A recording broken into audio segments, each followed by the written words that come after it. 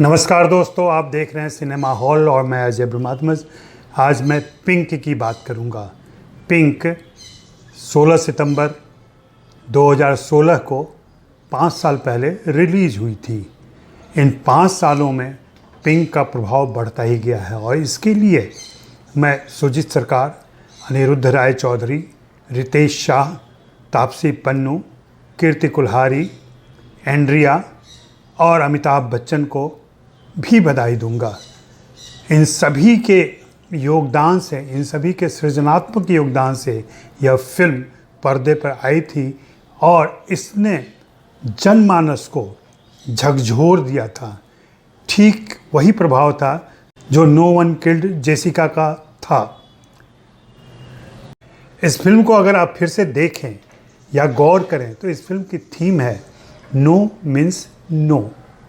भारतीय समाज में सदियों की पाखंडी, रूढ़िवादी और पिछड़ी मानसिकता की वजह से, पुरुषसत्तात्मक समाज की वजह से यह मान लिया जाता है, टेकन फॉर ग्रांटेड है कि लड़कियों को छेड़ने का अधिकार लड़कों के पास है और उनकी नाम ही हाँ माना जाता है। और इसको फिल्मों ने बहुत मजबूती से स्थापित किया है।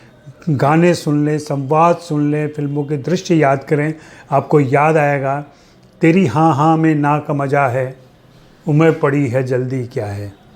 इस तरीके के गाने होते थे। अभी अभी राब्ता फिल्म आई थी, उसमें भी तेरे इनकार में इकरार जैसी बात आई थी। तो ये फिल्मों में चलता रहा है। और जावेद अख्तर ने बहुत सही कहा था कि हिंदी फिल्मों में नायक नायिका के बीच बदतमीजी का संबंध होता है। उसकी शुरुआत बदतमीजी से होती है, बाद में भले ही प्यार मोहब्बत जो भी होना है हो जाए। इस संदर्भ, इस परिप्रेक्ष्य में इस फिल्म को देखना जरूरी है। और निर्भया कांड को हम भूले नहीं हैं। उसके बाद भी लगातार घटनाएं आ रही, रोज़ बलात्कार की घटनाएं आती हैं, रोज़ छेड़खानी बदमाशी की घटनाएं आती हैं, ईव टीजिंग की घटनाएं आती हैं। इन सभी की पृष्ठभूमि में पिंक की प्रासंगिकता आज भी बनी हुई है।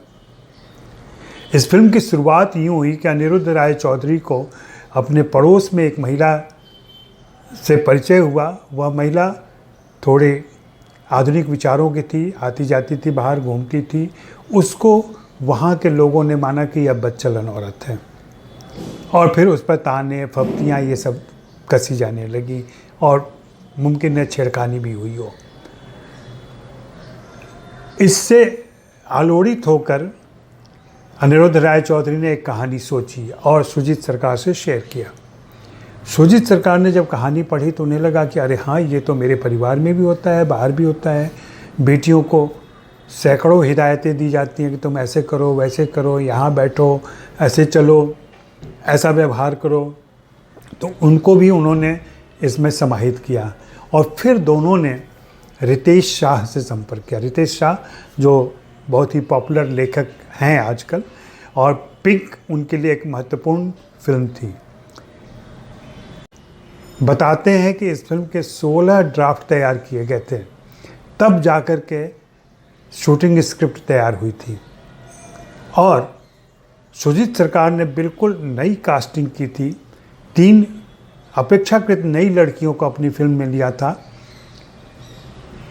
तापसी पन्नू, कीर्ति कुल्हारी और एंड्रिया।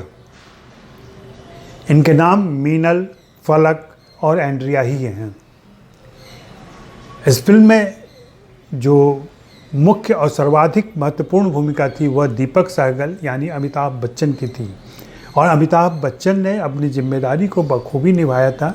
उनके संवाद, कोर्ट सीन में उनके बोले गए बातें, तर्क, जिरह सब आपको याद होगा। किस तरीके से उन्होंने वकालत की थी कि ना सिर्फ एक शब्द नहीं है, पूरा एक वाक्य है, अगर आप समझ सकें। ना का मतलब ना होता है, नो मीन्स नो। चाहे आपका कोई फ्रेंड हो, गर्लफ्रेंड हो, इवन सेक्स वर्कर हो या आपकी अपनी बीवी हो, अगर ना किया है तो मतलब ना। लेकिन पुरुष इसका उल्लंघन करते हैं और लगातार ऐसा प्रयास करते हैं, ऐसी ज़बरदस्ती करते हैं जिससे उनकी महत्वाकांक्षाएं वजूद अस्तित्व पर ग्रहण लगता है। इसी मुद्दे को उठाती यह फिल्म बहुत ही लोकप्रिय हुई थी अपने समय में और इसे 2017 का सामाजिक मुद्दों पर बनी महत्वपूर्ण फिल्म का सर्वश्रेष्ठ फिल्म का अवार्ड मिला था। तो तापसी पन्नू पिंकी के बाद से लगातार बढ़ते हुए आज इस स्तर तक आ गई हैं कि दर्शक उनकी फिल्में देखने के लिए जाते हैं, तैयार रहते हैं और उन्होंने अपनी एक पहचान अलग किस्म से बनाई है